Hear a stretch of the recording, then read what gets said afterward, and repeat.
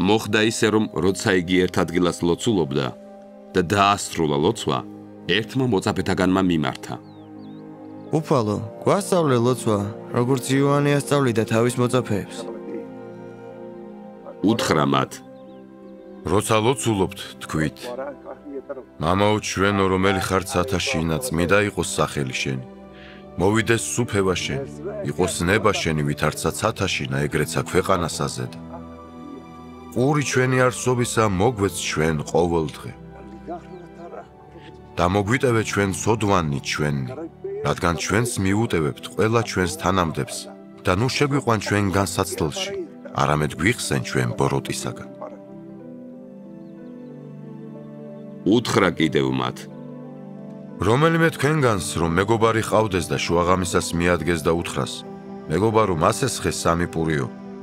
ვინაიდან მეგობარი მომივიდა ნამგზავრი და არაფერი გამაჩნია, რომ შევთავაზო. და მან შიგნიდან გამოზახოს. ნუ მაწუხებ, კარი დაკეტილია, ბავშვებიც ლოგინში მიწვანან, არ შემიძლია წამოდგომა და პურის მოცემა.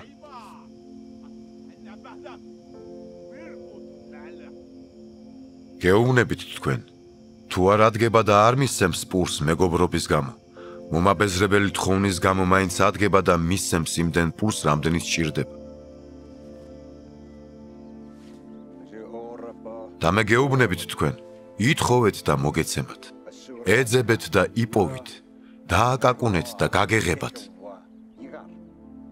ვინაიდან ყველა, ვინც ითხოვს, ღებულობს, და ვინც ეძიებს, პოულობს, და ვინც აკაკუნებს, გაეღება.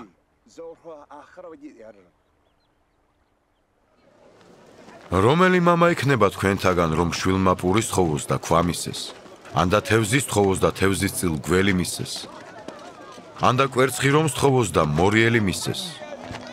ხო და თუ თქვენ ბოროტებმა იცით კეთილმისაცემთა მიცემა თქვენი შვილებისათვის, მეტადრე ზეციერი მამა მისცემს სული წმიდას იმათ, ვინც თხოვს.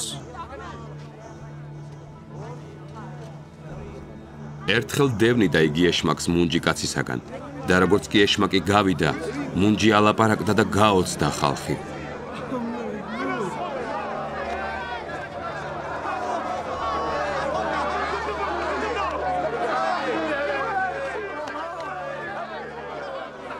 ზოგიერთი ამბობდა.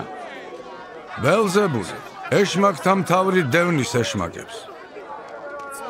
ზოგი კი გამოსაცდელად მოითხოვდა მისგან ნიშანს ციდან. ხოლო მან იცოდა მათი ზრახვები და უთხრა მათ. ყოველი სამეფო, რომელიც თავისსავე წინააღმდეგაა დაყოფილი, გაპარტახდება და სახლი სახლზე დაემხობა. და თუ სატანა დაყოფილია თავისსავე წინააღმდეგ, როგორღა გაძლებს მისი სამეფო? თქვენ კი ამბობთ, ვითომ მე ბელზებულით ვდევნით ეშმაკებს. თუ მე ბელზებულით ვდევნი ეშმაკებს, თქვენი შვილები ვიღათ იდევნიან, ამიტომ ისინი იქნებიან თქვენი მსაჯულები. და თუ მე ღვთის თითით ვდევნი ეშმაკებს, აბა მოსულა თქვენთან ღვთის სასუფეველი. როდესაც ძლიერი კაცი იარაღით იცავს თავის კარმიდამოს, მაშინ მისი ქონება მშვიდობით არის. ხოლო როდესაც მასზე ძლიერი თავს დაესხმის და დაამარცხებს, წაართმევს იარაღს, რომლის იმედიცა ქონდა და ნადავლს გაანაწილებს. ვინც ჩემთან არ არის, ის ჩემს წინააღმდეგაა, და ვინც ჩემთან არ აგროვებს, ის ფანტავს. როცა არაწმინდა სული გამოვა ადამიანისაგან, დადის უწყლო ადგილებში, ეძებს სიმშვიდეს, მაგრამ ვერ პოულობს, მაშინ ამბობს, დაუბრუნდებით შემსახლში, საიდანაც გამოვედიო.